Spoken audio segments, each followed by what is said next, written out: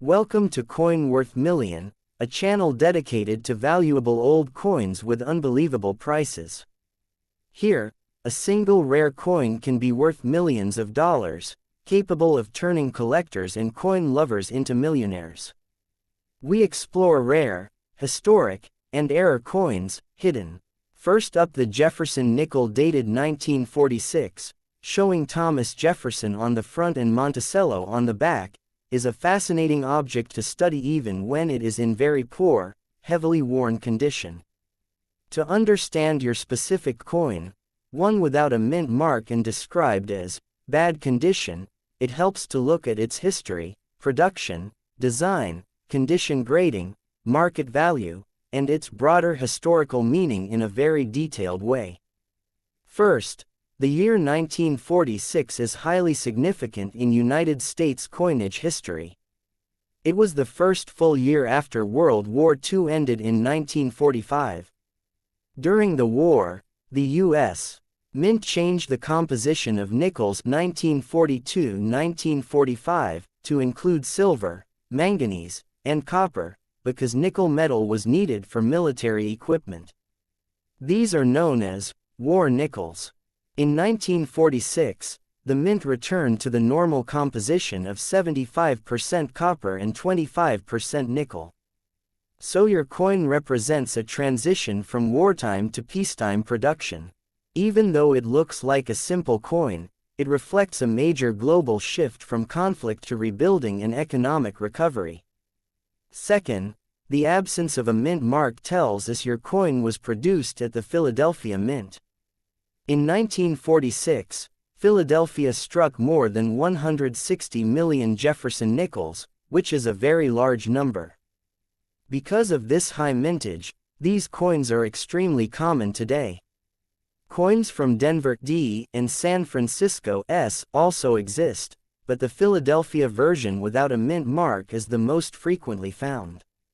This is important because rarity is one of the main factors that determines a coin's value, and your coin is not rare. Now let's talk about condition, which is the most important factor in your case. When a coin is described as being in bad condition, it usually falls into low grades such as poor, P, fair, FR, or good, G. In these grades, the coin has experienced heavy wear from circulation. On the front obverse, Jefferson's face may be almost completely smooth, with very little detail left in the hair or facial features. The words, Liberty, and the date, 1946, may still be visible, but they can be weak or partially worn. On the back reverse, the image of Monticello may appear flat, with the steps at the bottom completely worn away. In fact, collectors often look for full steps on Monticello as a sign of a high-quality coin, but in a worn coin like yours, those steps are no longer visible at all. The edges rim of the coin may also be worn down, blending into the rest of the surface. Because your coin is both common, high mintage, and in poor condition, its market value is very low. Typically, a 1946 Jefferson nickel without a mint mark in bad condition is worth only its face value, 5 cents or slightly more, perhaps up to 10 to 20 cents. It does not have significant collector value unless it is in much higher grade or has unusual errors or features. However, this does not mean the coin is useless or unimportant.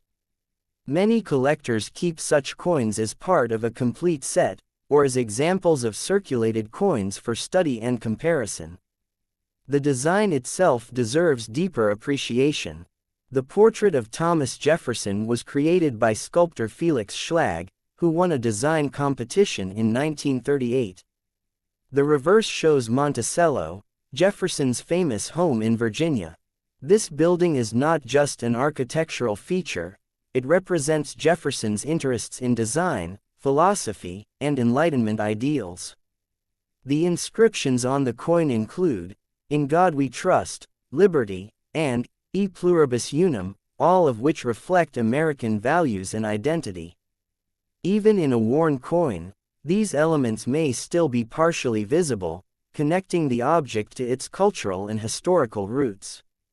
From a historical perspective, your coin may have circulated during the late 1940s or even into the 1950s and 1960s.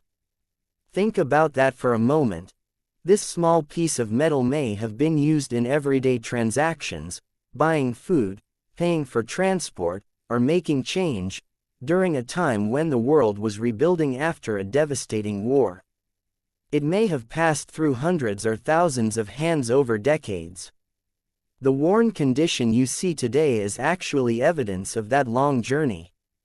Each scratch and smooth surface tells a story of use. For beginners in coin collecting, a coin like yours can still be very useful. It can help you learn how to identify dates, understand mint marks, and recognize how coins wear over time. You can compare it with pictures of higher grade coins to see what details have been lost. This is an important skill in numismatics, coin collecting and study. You could also start collecting other Jefferson nickels from different years and mints, gradually building a set and improving your knowledge. Another interesting aspect is metal composition. Even though your coin contains copper and nickel, its metal value is still very low and does not exceed its face value by much. Unlike silver coins, which can be valuable for their metal content alone, standard Jefferson nickels are not considered bullion coins. So their worth depends almost entirely on rarity and condition. In conclusion, your 1946 Monticello Jefferson nickel without a mint mark in bad condition is a common coin with very low monetary value, but it carries historical, educational, and symbolic importance. It represents the post-World War II return to normal coin production, features one of America's most important historical figures, and reflects decades of circulation and everyday use. While it may not make you money, it can still be appreciated as a small but meaningful piece of history, and it can serve as a starting point for deeper interest in coins and collecting. Please like and subscribe to my channel.